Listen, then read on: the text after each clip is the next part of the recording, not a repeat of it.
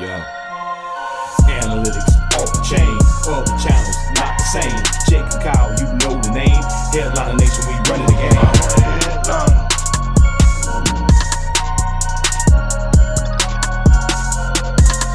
I'm a headliner.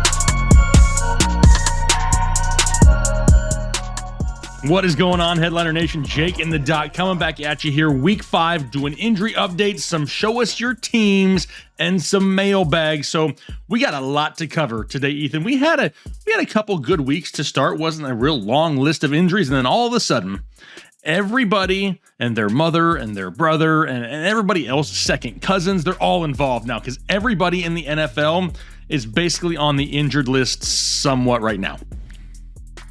Pretty much. Yeah. You're not injured, are you, Jake? I mean, I'm 40. Everything hurts still, Ethan. Yeah, I'm getting close to that age where you wake up and you're injured from sleeping too hard or whatever that is. It's not fair. No. It's not fair. No, have you ever tried to get out of bed and like your back hurts just by the way you turn when you get out of bed? Yep. I pulled a hamstring getting out of bed.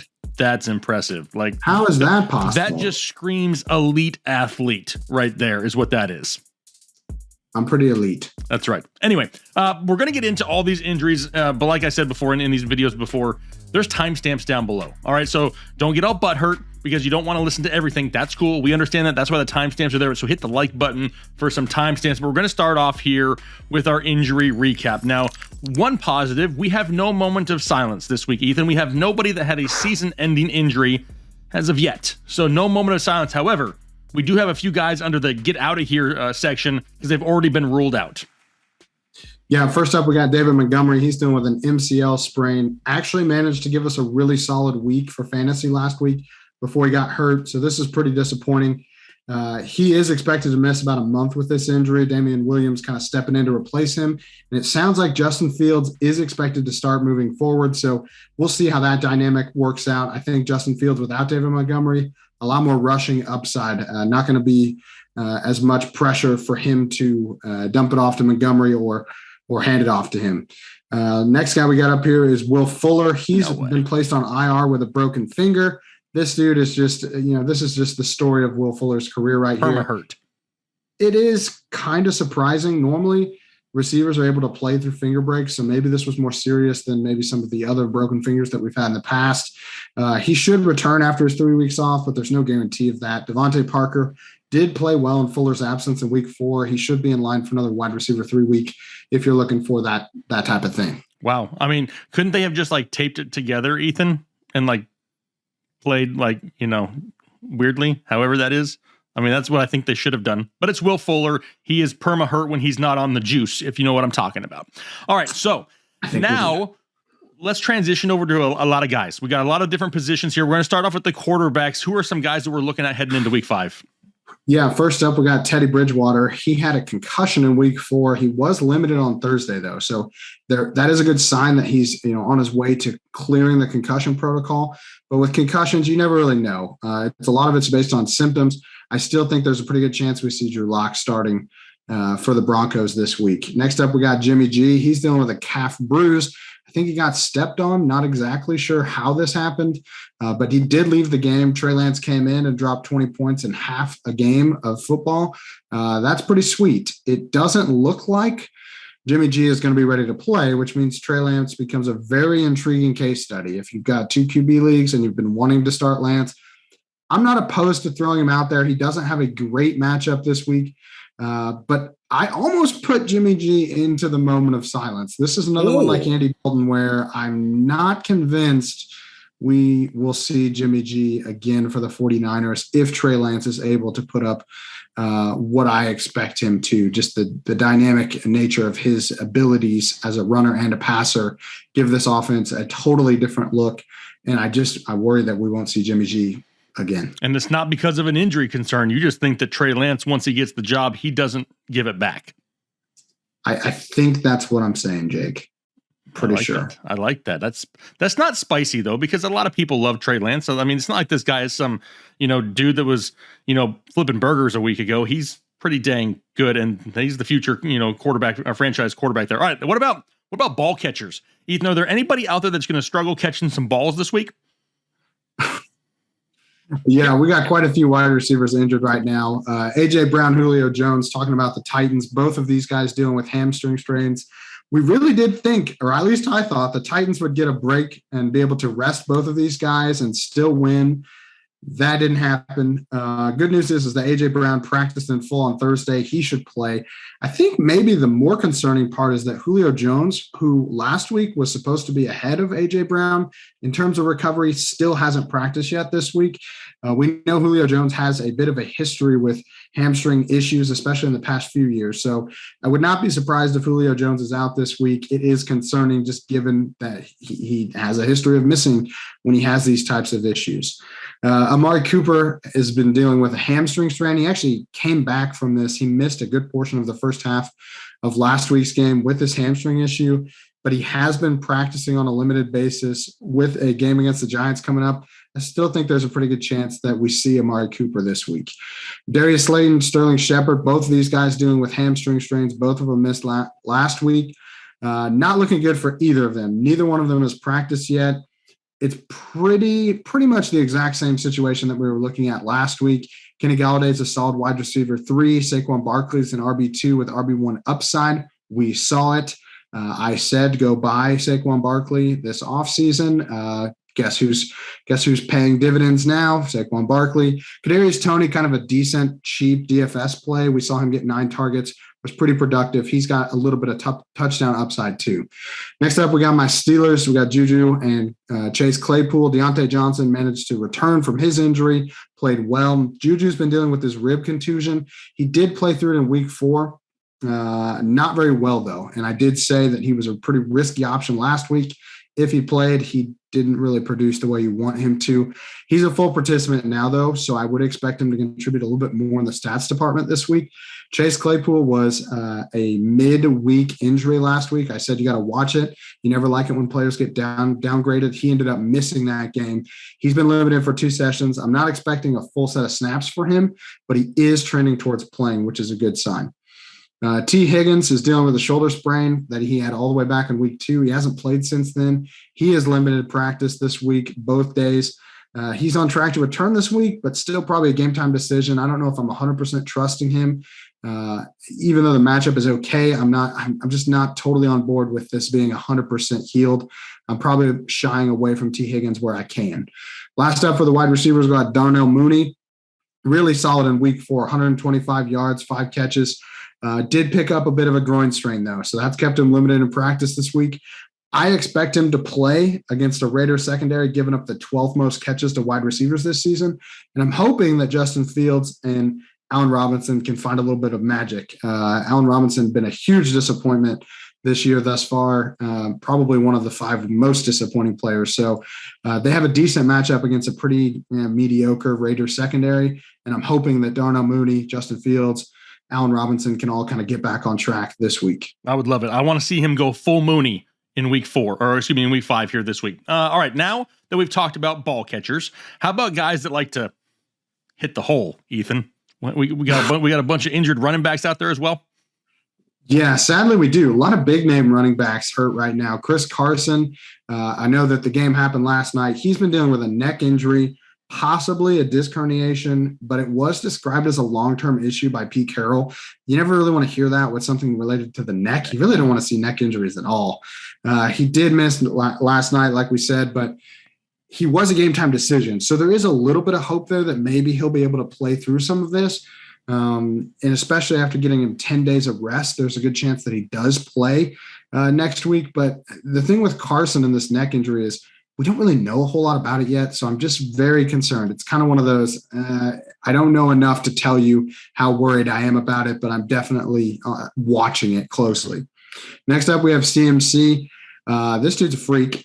He is still managing the week 3 hamstring strain. He was able to get limited practices in this week on Wednesday and Thursday. And he even said that he feels like there's a chance that he could play this week. It's crazy. He's still going to be a game time decision. I expect the Panthers will probably play it safe with him. They could opt to protect him from himself and sit him one more week. Knowing what we know about the re-injury risk for hamstring strain specifically, knowing that They're most likely to get re-injured if you return them too quickly and in the first 2 weeks that they come back. It might be best for fantasy owners, and I know you guys don't want to hear this, but it might be best for you if CMC does get another week of rest to recover a long-term. We're expecting long-term plays here. Next up, we have Dalvin Cook, ankle sprain in week 2, did manage to play in week 4 after missing week 3, but was limited to only 49% of his team snaps. He admitted after the game that this ankle injury is still bothering him, but I would expect him to continue to try to play through it. He hasn't really been practicing much this week at all. But I think that we're going to see a little bit more of an uptick in the team snaps as long as he didn't re-aggravate it. This just puts Alexander Mattison into flex consideration and maybe lowers the ceiling a little bit on Dalvin Cook. Next up, we got Joe Mixon. He's dealing with an ankle sprain that happened at the end of week 4. He has not practiced yet and is trending towards not playing. Not great for Mixon owners that had to deal with this type of issue last year where we didn't know exactly what was going on. Nobody was really telling us. And then he ended up missing like 11 weeks in a row. I would plan on being without Mixon this week. If he does play, probably not a high-end RB1 like you would expect. I'm shooting him kind of mid to low RB2 if he manages to play. Speaking of elite running backs, Zeke Elliott dealing with knee tightness. This one's kind of new. Hasn't really had this ever before, but he was limited thus far in practice. I'm still planning on Elliott playing this week, but his knee status is something you definitely need to watch heading into the weekend. Tony Pollard absolutely needs to be owned in all leagues just in case this smoke turns into a fire. When there's something like very vague, like knee tightness or knee swelling, you always have to be concerned that there's something more sinister going on causing that. Those are symptoms. They're not the cause. So a little bit concerned with Elliott there, but again, I still expect him to play. Next up, we got Nyheim Hines. He's dealing with a shoulder injury. He has not practiced yet this week. I don't expect him to get any practice in with this shoulder issue, but the game is on Monday. So there is still a chance that he plays. Opportunity here for Jonathan Taylor to get a pass catching role opened up for him. We've seen that he can be productive when he's allowed to catch passes. So just something to note there with Nyheim Hines. I would not be planning to flex him at all just in case he does miss this week. We got 2 running backs coming up next, both for the Raiders. Josh Jacobs has been dealing with this ankle sprain turf toe issue. He did manage to play on Monday, but only put up 57 yards on 18 touches. Not super efficient. Hopefully you found a better option for him last week because I told you that you should find a better option for him because he was playing on Monday night. We didn't know what he was going to look like, and it was not very good. The good news is he did get a practice in on Thursday, full practice. And I'm expecting a better day against a Bears defense, giving up 120 yards rushing on the ground per game this year. His backfield mate, Peyton Barber, is dealing with turf toe, which is what we thought Josh Jacobs was dealing with. He's seeking additional opinions, which typically means the first opinion was not very good. I doubt he plays this week, just going to open up more chances for Josh Jacobs. Last up here, we got Antonio Gibson. He's been dealing with a shin injury, a shoulder injury. He did manage to score a touchdown last week, but he didn't practice on Wednesday, limited Thursday. This is pretty much the same schedule that he had last week, just a day earlier for each of those. So, I'm expecting Antonio Gibson to play. J.D. McKissic is still going to be around. He's dealing with an injury of his own, but it's not really something worth talking about. This has really been worst case scenario for Antonio Gibson this year. J.D. McKissic is doing exactly what some people expected him to do, which is take a lot of the pass work, a lot of the 2-minute drill work away from Antonio Gibson. And he's kind of become an RB2 that's touchdown dependent to get there a little bit. And that's concerning for a guy that, a lot of people were expecting to be an RB1. You're okay over there? I mean, do you need a drink of water or anything? I feel like I've been sitting here and just listening to you work for a while. But yeah, totally get what you're saying with Antonio Gibson. I'm still a believer that I think the reason we're seeing more McKissic is because of the amount of injuries, the minor injuries we're seeing with Antonio Gibson. They're just not using him as much as we would hopefully. So if this guy can get healthy, I'm not totally writing it off just yet. But now I know we got a couple guys left, and now we need to talk about a few tight ends, the football kind.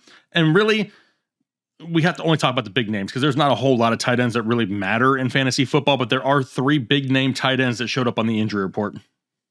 Yeah, the only new one this week, I guess, is TJ Hockenson. He missed practice on Wednesday with a mild knee injury. He did get limited working on Thursday. I still expect him to play this weekend, but it's just worth knowing that he is banged up. We got George Kittle, who's been dealing with a calf strain. This is the second week in a row he's been dealing with this injury. He did manage to play in 92% of the team's game week 4 snap.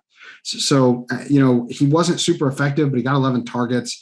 You're still starting George Kittle if he is healthy enough to play because he's still getting the workload. He hasn't practiced much this week, but this is kind of expected rest for somebody dealing with a calf strain.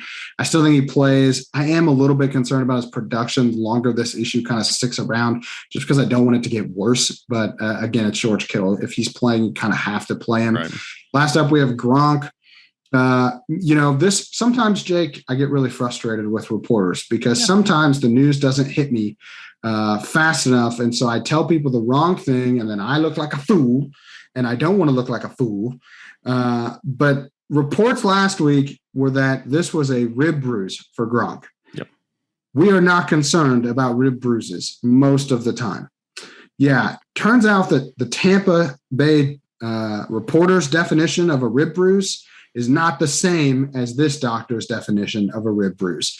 5 broken ribs and a punctured lung for Gronk. It's a little bit different. In week 3. Yeah, not practicing, to be expected when you have that much of an issue going on. I would not expect Gronk to be back this week. And in week 6, they play on Thursday. So pretty good chance he isn't ready for that one either. So just be expecting, Cameron Brate to be kind of a streaming tight end option. Not very sexy, but no tight ends are really that sexy anymore in fantasy. So just know you're probably going to get Cam Brate for 2 more weeks if you decide to pick him up and play him. Perfect. Well, that was a very long list of injured players there. So, like I said, we have the timestamps down below to make sure you're taken care of. If we have any updates to these names, we'll let you know Saturday night live stream, 9 p.m. Eastern time. But now, Ethan, let's get past the negativity and all the injuries and all the headache. Everybody out there losing hair. I don't have a whole lot to lose when it comes to injuries. So let's talk to a few people and have them show us their teams. We've asked for these at the beginning of every single week. You got to follow myself or Ethan on Twitter because I'll tweet this out beginning of the week, and then you can submit your teams for us to, I'm not going to say make fun of them, but we'll help you set some lineups, and then we're going to have some fun along the way. And honestly, Ethan, these pictures are getting like next level. Like, we tell people to find a way to stand out, and they're definitely doing that. So I'm going to go ahead and pull up the first one here. This one is the flooded astronaut. Now, we even had other people comment on this one thinking, yeah, dude, your drawing's pretty good. It's all in on Robin, son. So it's a play off of a team name here of Allen Robinson, I'm guessing. Looks like he's got a hand holding a bag of money. I like money. Do you like money, Ethan? I love money, Jake. Okay, perfect. So, I mean, we're already trending up here for the flooded astronaut because we like money. The team name, not overly excited about that. I'm all in on Robin, son. All right, but here's my deal. Here's my thing. There's a lot going on right here, Ethan. We got a lot. There is a lot of words on this page. This may be more words than I have read in like years. There's a ton of words here. So many words. But I see Stafford there at the top. I mean, we obviously record this. What is this, Thursday evening? Stafford, as of right now, a solid game so far. So probably not upset with that start. Austin Eckler and Jonathan Taylor at running back. I don't mind that. Keenan Allen and Michael Pittman. That worries me slightly, a little bit. Tight end. He's got a regular question mark and then a sideways question mark. Is there a hidden meaning for a sideways question mark that you know of? I don't know what that would mean. No. It's like it's so questionable that the question mark just like fell over because it's just like he's given up on life. Double question marks. And one of them is horizontal. No idea what that means. Doesn't know who to put for his defense, but he's flexing Saquon Barkley. Let's see here. On the bench, yeah. Allen. Huh? I said, yeah. Yep. That's pretty solid. Yep. I like that. But on the bench, we got Allen Robinson. Would you put Allen Robinson over Michael Pittman? And, Pittman hasn't been horrible. If this is a PPR league, I don't see anywhere where it might say that. I don't know, man. Allen Robinson is really disappointed this year. I probably still would, just because we know that Darnell Mooney is dealing with a little bit of a groin issue. Justin Fields is starting. Allen Robinson just, I don't know, probably. Yeah. I would probably still go with Robinson here over Pittman, but I can see where his logic is. Yep. I get that. So that's what I would probably do as well. Robinson still over Pittman. For tight end, he doesn't have one. The only one he's got is Logan Thomas, which is not going to help him. So let's take a look at his waiver options because he's laid them out in detail for us here. First one, drop Elijah Mitchell for Dawson Knox. Okay, I don't hate that. It says Thursday morning. These videos don't come out till Friday, so I don't know if he's gotten him or not. Number 2, drop Chuba Hubbard for Jamal Williams. I guess it's Javonte, not Jamal Williams. Okay. Number 3, drop the Dolphins for the Raiders defense. Probably not. Drop Ayuk for Curtis Samuel. Probably not. So I'm honestly hoping he picked up Dawson Knox for Elijah Mitchell to put in his tight end and then just continues to roll as far as the defenses go. If I had to choose between the Dolphins or the Raiders, I'd probably still choose the Dolphins. I probably would have went with the Dolphins too. Jake, I can't believe it. What? I missed a get out of here.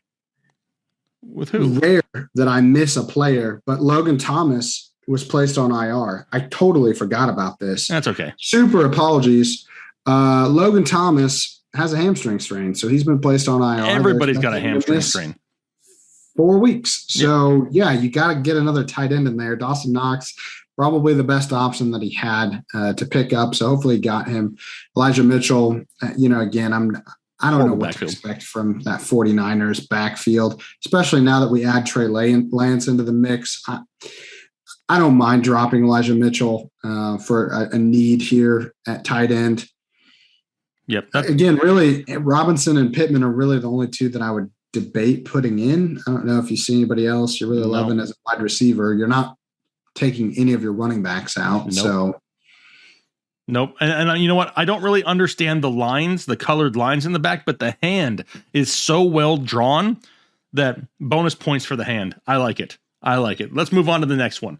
The next one we got is Real Teal. And I got to shout out Real Teal because if I had to guess, now obviously I don't look at every single reaction to a tweet that I get, but I'm almost positive, Ethan, that every time I tweet anything, the first person to like every single one is Real Teal, because I see his name pop up immediately. So I had to make sure we got him in here. Plus, there's 2 other reasons why I included this. One, it's a stick figure. I'm a sucker for stick figures. And the fact that he put Cameron Brate for his ball sack really, really, really drew my attention to, you know what? Based off of last week, I can see why he put him there. So the shadow on the page, slight distraction for me. Make sure that you have well lighting going forward. But overall, well lighting. Yeah, that's not well English is what that's not. That's well English. Shut up. I hate you. Cooking with Cousins is his name, and he does have cousins. I don't hate that. He's 2-2 in a 12-team PPR. It was an auction draft. And then he's got the Cowboys defense special teams. What do you think about the rest of the pieces out here besides Calvin Ridley, right? We know no Calvin Ridley this week also. At least he's not injured, but he will not. Yeah, that was not an injury. That was a personal reason. Yeah, he's out for personal reasons. So no Calvin Ridley. Don't be throwing Calvin Ridley in the comments. No. Like I missed something. Because he was not missed injured. One thing this week, okay? That's and right. I already talked about it. That's so right. I didn't Perfect. even miss it.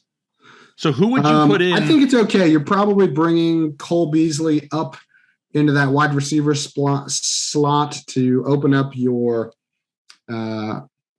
flex, and then I would just probably throw Damian Williams. I would say Damian Williams is probably who I would go with as well. Kenny Galladay is probably a decent start too. If you wanted to put Kenny Galladay up in the wide receiver slot and then take Damian Williams and replace Cole Beasley with him, I don't think that that's a bad move. Or if you want to, do something with Mike Davis. I don't know. There's a lot of moving pieces that all kind of feel the same to me. I didn't even see Mike Davis down there. I like Mike Davis more that there's no Calvin Ridley. Yeah, I think that, I think Cordero Patterson is limiting Mike Davis a little bit, but he's still going to give you some touchdown upside. If you're waking up super early to watch that game in London, maybe you want to have Mike Davis in just for rooting purposes. But overall, drawing pretty poor. I'm not a stick figure guy, but I appreciate the effort of Real Teal. And I think you got a lot of options here. I'm probably bringing Kenny Galladay up in wide receiver and then making decisions with my flexes, on who you like more between Damian Williams and Cole Beasley. I'm probably leaving Visca in there. Perfect. Given this current setup. Yeah, with no DJ Chark. Absolutely. All right, next one. Joseph Miller is at Foxtrot 2504. He's got DK's Jungle Parkway. It's a 10-team PPR. It's a super flex, Ethan. Try to follow the map. It's a little bit confusing, but at least it's colorful, and it caught my eye. He's currently 4-0. 4-0. So he's winning some ball games here. Let's see what he's got. Let's see if I can even figure out what he's got. I see Matthew Stafford and Tom Brady. So obviously we're good with that. Tyler Higbee was a great start. Tyler Higbee found the end zone, so he already had him in there, so that's great. Austin Eckler and Derrick Henry, love that. CeeDee Lamb, DK Metcalf. DK had a solid game, a really solid game.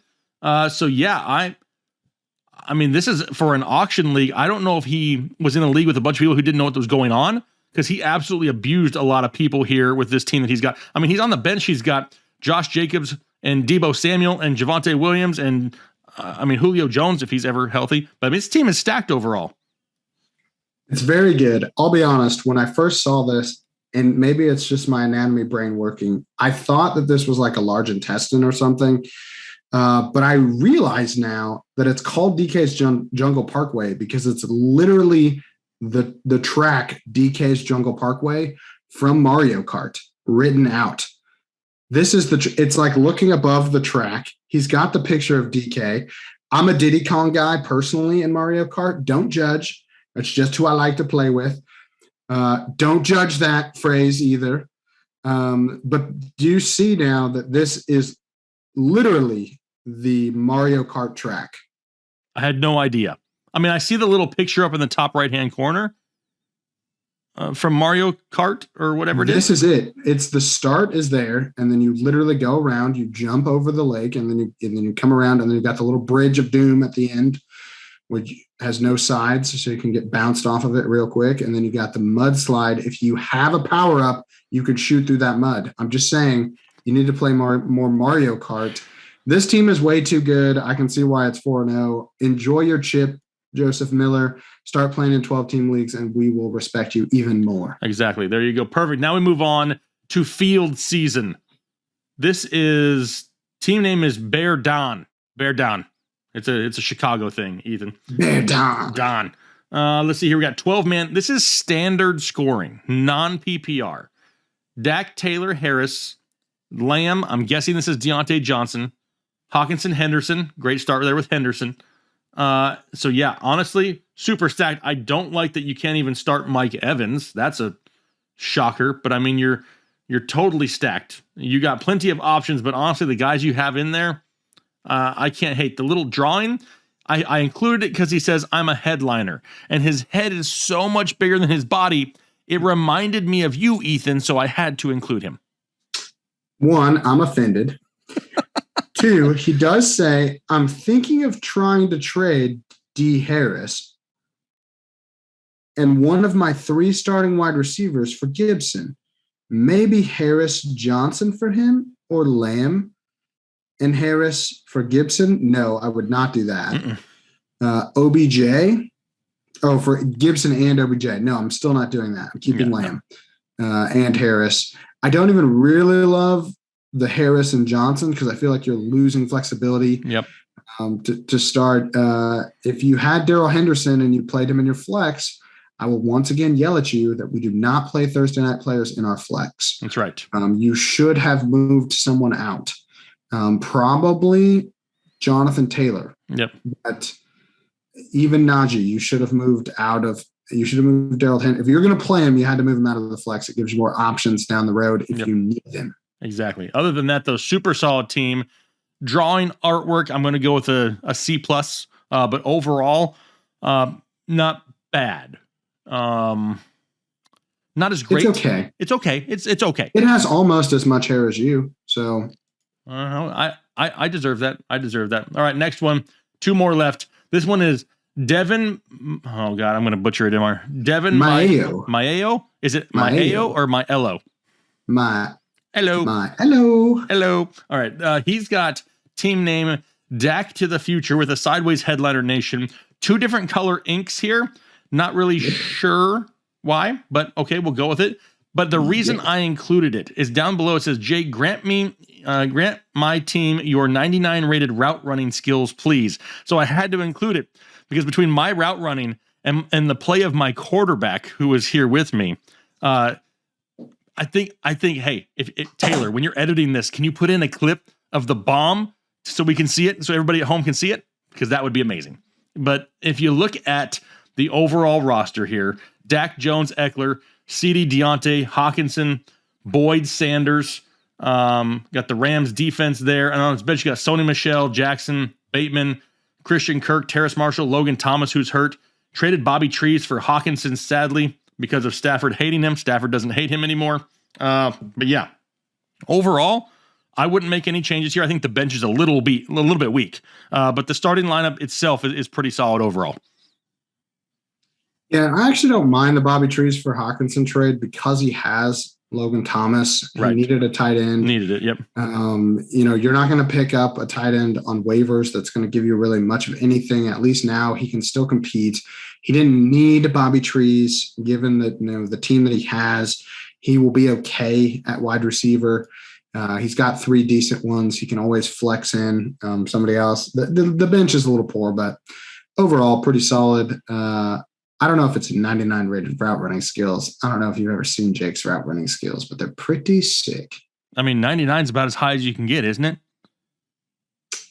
Yeah, but to compare that to the greatness of the spin move that you put on Kyle is... I put him in the spin cycle, Ethan. I just don't know if it's quite to that level. The tree drawing, though, very suspiciously looking. It looks like he needs to be manscaped. It does, doesn't it? Yep. Manscaped. Dad. Yep. Promo code headliners at checkout for 20% off and free shipping, by the way. All right, perfect. On to the last one here. And I had to include this one as well. This is Raymond Amos III. He's got pictures of us on his sheet, Ethan, which is very intriguing. Very, very, I feel honored that you took the time to print our face. I also feel honored that I don't have a bald spot in this picture, which is, dude, you and I are friends now, Raymond. That was very generous of whoever designed that. But there is a little disclaimer that his wife designed it. And so I will be honest, I'm a little offended that my hair is gray, but my beard is black. I know that is the truth, but it hurts my feelings as someone who's only 27. But that he even nailed the eyebrows, though, because you make that face every once in a while. Or you see, there it is. Perfect. It's like, that's totally it. His wife did a great job. But here's what I got to be honest about, Ethan. I can read some of the blue ink, but between being 40 years old and the picture not being very big, if I zoom in anymore, it gets so blurry I can't read it. But honestly, I have no idea what's said in the middle here. I can see Tannehill, DJ Moore, Jamar Chase, Emmanuel Sanders, Kareem Hunt, Chuba Hubbard, Kyle Pitts. For flex, Damian Harris. Yes. On his bench, A.J. Brown, who may end up going into his lineup. T. Higgins, Myles Gaskin. Rondell Moore, Christian McCaffrey. We'll have to wait and see on him. Taylor Heineke, and then Jerry Jeudy. And then he just gives his wife the credit down there at the bottom. But what's going on here in the middle? It looks like nicknames. I think they're nicknames. It's almost impossible to tell. I'm sorry you're 1-3, man. That does suck. It's just hard. Part of that, I think, is Christian McCaffrey getting hurt and AJ Brown not. And T. Really Higgins, they're all been hurt. And T. Higgins. I mean, you've kind of caught the injury bug. I'm sorry, my man. That's a tough road. You have the talent on your team. If those guys manage to come back and be healthy, that you can still pull out a playoff berth, could still give this a run. I would not panic if you're in this situation where you're 1-3, but you've just been hit with some of these kind of ticky-tack injuries. Don't panic yet. Give it a couple more weeks before you make any kind of drastic moves. Also, I think I might get this picture of you just like right on the. If I get you on this arm, would you get me on that arm? No. Damn. Mostly because I can't believe he got how large your nose is on that. Shout out to his wife. She must know you well. Must knows you well. All right. Anyway, that was the last of Show Us Your Teams, but just a reminder, if you want us to have fun with your roster, critique your roster, look at your drawing, your handwriting, head over to Twitter. Even if you don't have a Twitter, just create a free one just to follow us, because then we'll tweet it out on, usually right around Tuesday we tweet it out, and then you can just attach your pictures, have some fun with it, and be involved in this because we're doing it all season long. But now it's time, Ethan, to head over to the mailbag. And we got a couple questions here we're going to go through. And honestly, they're all real questions this week. Sometimes I always like to throw in there, like, how many wings can you eat? What's the beer to wing ratio? And all those kind of questions. These are all serious questions because honestly, these are questions that are being asked by a lot of people. So I want to make sure to include it. So the first one we got is Dragon Knight Shadow. Is it time to give up on Gaskin because of the lack of touches and being part of a running back committee? Now, I loved Myles Gaskin coming into this year based off of where you could get him in drafts, 4th, 5th round or so. He could have been your running back 3, but Brian Flores is just not committed this year like he was last year. The problem is even Malcolm Brown, Salvin Ahmed, they're not doing anything great either. The injury to Tua has changed the offense with Jacoby Brissett. It's just kind of hit and miss right now. You can't trade him because his value is ridiculously low.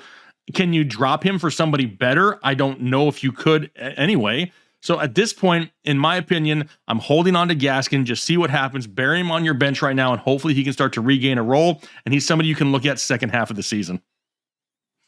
Yeah, I think Gaskin is just going to have to be, a really expensive third running back that you kind of only play when you absolutely have to. Bye week. There's not a ton of running backs that aren't rostered that you can actually plug into your lineup. So even though he's not giving you a ton of production, he's still valuable in that it will give you some flexibility if one of your running backs gets hurt to not have to overpay for their backup.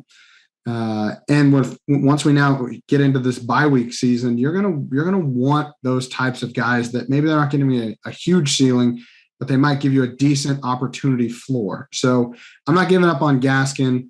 I do think that we have to temper our expectations of what we expected from him going into the season just based on how he's been used. Right. All right. Next one, Jackson Tilden. Thoughts on Cordarrelle Patterson rest of season? Now, I mentioned this in my running back video. As of right now, Ethan, Cordarrelle Patterson is on pace for 1,500 total yards and 20 touchdowns. I don't think that's realistic, honestly. I love what we're seeing from the guy, but he's been in the NFL for like 9 years. I love that they finally found a way to utilize him. But at some point, it's going to come back down to earth. And does it mean it's going to be bad? No, but we can't continue to expect top 10 running back performances every single week for the entire season. He's somebody I'm paying very close attention to because once I start to see a role change or defenses really starting to pay attention to him and try to take him away, especially with no Calvin Ridley this week, and who knows, and then try to sell high at the last possible second that I can. But for now, I'm riding the wave and just see what happens. I really struggle with Patterson's value because it's so efficient that when he gets touches, he's turning them into touchdowns at just an unbelievable rate. He's only playing like 25% of the snaps. He's not getting a ton of opportunities. And so the fact that he's scoring as highly as he is just screams a lot of variance, a lot of risk involved with that. Very touchdown dependent. And yeah, he's hit 3 or 4 weeks in a row, but when are we going to start crashing 3 or 4 weeks in a row? And so for me, I'm shopping him, especially in dynasty leagues, because this hasn't ever been him. Right. And so do I think he's just magically found the secret sauce to like being Derrick Henry light? Like, no, I don't. That doesn't mean that he can't be useful for your fantasy team. Like, hey, ride the wave, like Jake said. I'm just not, I guess I'm not 100% sold on it. And if you are, go try to get a hold of Cordarrelle Patterson. Like, who am I to judge I'm not going to like rain on your parade just because I'm not 100% bought in yet. Yeah. And that's the biggest thing and maybe week 5 is the turning point, right? With no Calvin Ridley, no Russell Gage. Maybe he goes out there and has another huge game in London this week. maybe that's the opportune time to get, peak value for him. So yeah, like you said, start throwing. I wouldn't just like give him away for anything. And I'm not trading him for some injured player out there that I'm hoping returns, but I'd start shopping and start dangling the carrot and seeing what's out there. Next up, Marcus Giles. What is Mike Williams' trade value coming off of a bad week? Let me know, headliners. Well, what's going on, Marcus, out there? But honestly, I don't think his value has decreased after one bad game. I really believe that, value starts to decrease after multiple bad games, not just one. We've seen huge ceilings the first 3 weeks of the season, so I'm not overly worried. But on the other hand, unless you're completely stacked at wide receiver, I'm not really shopping Mike Williams right now. I'm kind of holding on to him. Yeah, I am too, especially with, again, bye weeks coming up. Having a guy like Mike Williams, who's probably a wide receiver 4 or 5, or you draft him in at that level, that you can just flex for literally anyone, and he could give you potentially top 20 wide receiver production week in, week out, is an asset going into this next stage of the season where we're going to start having elite players missing because they're on their bye week. So I'm not really shopping him unless something just outrageous comes along. I can't even really think of any wide receivers that you could upgrade to that are going to give you, that huge of an advantage as opposed to just keeping Mike Williams. I'm not seeing anyone that at least I don't think that you can trade 1-for-1 for Mike Williams and get like an instant upgrade. Yeah, 100%. Next up, NJ Lev. Does Field starting hurt or help Robinson? I believe it can't hurt any more than it's already hurt to start the year.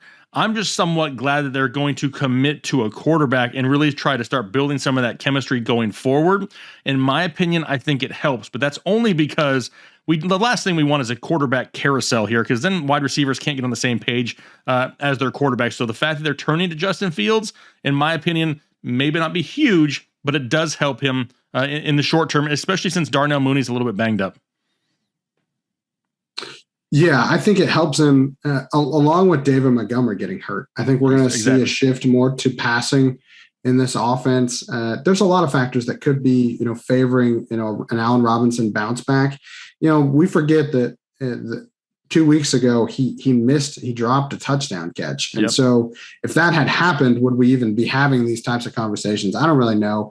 When you have your quarterback kind of just, yo-yoing, it's hard to get any kind of rhythm going in the offense. So I don't think it's going to hurt him. I just think maybe Allen Robinson just isn't going to be what we expected him to be this year. Which is disappointing. 100%. I totally agree with that. Love me some Allen Robinson. Last one, Edgar Pacheco. If you could hang out with any NFL player for a day, who would it be? Who would you choose, either active or retired, Ethan? Well, Jake, I'm a big Steelers fan. I have actually his jersey up behind me. It would probably be Ryan Shazier. Ryan Shazier to me is like the most fascinating medical case that's happened for a football player. I mean, I know that he, for some people that aren't Steelers fans, they probably don't care as much, but like the fact that Ryan Shazier could have the injury that he had and still be able to like walk and function is legitimately a medical miracle. Like that doesn't usually happen. Right. It really is. He would be a fascinating person to just sit down and talk to. Maybe if, some people share this video with him, maybe let them know that I'd be interested in interviewing him for the channel. Maybe that could help us out. I would love to sit down and talk with him about just how his recovery worked, what all he had to do, what he went through, because I think it's a really fascinating story. And I think that he is, really a really fascinating case study for just all injuries related to, major spinal cord injuries. And so, if you got time, maybe you shoot something over to Ryan Shazier. Ryan Shazier, if you're watching, I'd love to help out your fantasy team, and I'd love to talk to you sometime. Well, perfect. Yours is very heartfelt and very meaningful. Mine, I want to hang out with Marshawn Lynch for a day. I want to hang out with that dude. Just seems like he is just so real. And is he my favorite player of all time? I couldn't lie and say that, but I think just hanging out with Marshawn Lynch, it's got to be fun. It's got to be entertaining. The dude is super smart, and I don't think a lot of people realize that. But anybody who tells players they got to get their chicken Well, when he's talking about making money, I mean, that's a guy I want to hang out with and just have fun. I'm a very fun-loving person, and I want to have some fun. He seems like that type of guy. George Kittle would be another one. I think George Kittle would be a blast to hang out with for the day and just have some fun. But awesome. Appreciate the questions. Love the mailbag. Love dipping in the mailbag on a weekly basis. But like I said, we had a lot of injuries to cover. If there's any updates, I did see, because we are recording this during Thursday Night Football once again, Russell Wilson did get hurt tonight. Ethan probably doesn't even know this. It's a finger issue. I don't know the extent of it. We'll find out and we'll update it. We'll either pin a comment down below or talk about it during the live show on Saturday. So make sure you stay tuned for that. But hopefully you guys have a great rest of your day. For myself and the doc, well, we just hope that you would do us a little bit of a favor, though. Can you hit the like button for us? Because the likes greatly help us out here on YouTube. And if you haven't subscribed already, that would be great to do as well. So hope you guys have a great rest of your day, a great weekend. Looking forward to some solid week 5 performances and hopefully a shorter injury list for week 6. Ethan, can you work on that? I'm doing my best, Jake. Okay. You should be used to things about this size. Let's just shrink the list up. But hope you guys have a great rest of your day, and we'll talk to you later. And you need some motivation. Head to the channel for this headliner nation. I'm a headliner.